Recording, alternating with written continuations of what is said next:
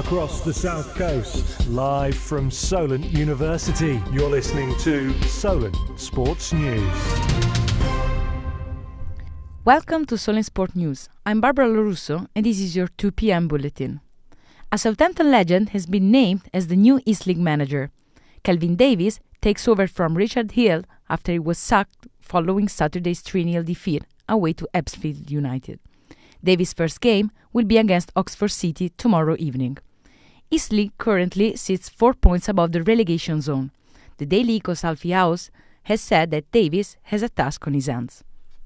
Yeah, the appointment of Kelvin Davies is an interesting one, but he has been out of work since 2022 and he's never held a senior management job himself, so he's got a task on his hands in the final 13 games of the National League season.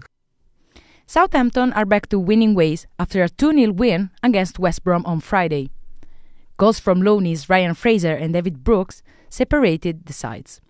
Saints are now third in the league and play Hull City tomorrow night. Saints women move up to the third in the Women's Championship after a 2-1 win against Birmingham City. Their next game is away to promotion rival Sunderland on Sunday. Pressure is growing on a Bayern Munich manager Thomas Tuchel after losing his third game in a row. Bayern suffered a shock 3-2 defeat to 11th place VfL Bochum yesterday evening.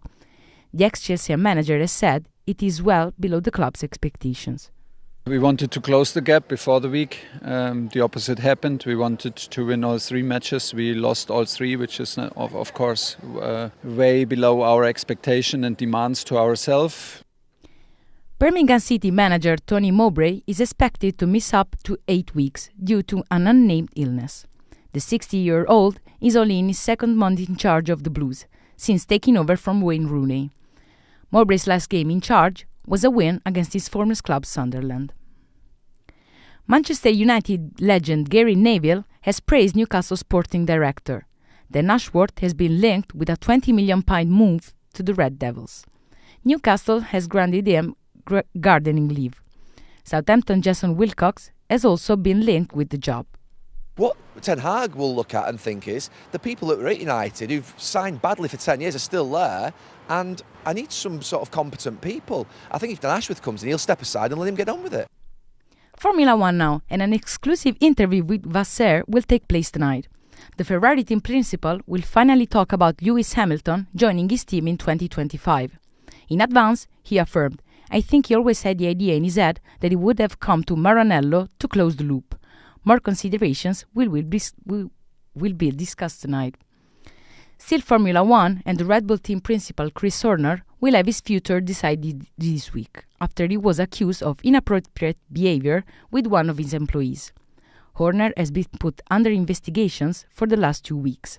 The F1 season starts on the 2nd of March. NBA, and last night the East Coast came back winning after 10 years. In the All-Star game, Western Conference lost for 211 to 186 after Damian Lillard scored 39 points and 11 triples, winning the first MVP award of his career. A Spanish silver medalist has been banned for doping until 2026. Mohamed Kadir was suspended over the weekend after admitting to an anti-doping violation, and he missed 3 tests in 12 months. According to the Athletes Integrity Unit decision, he will miss also this year's Paris Olympics.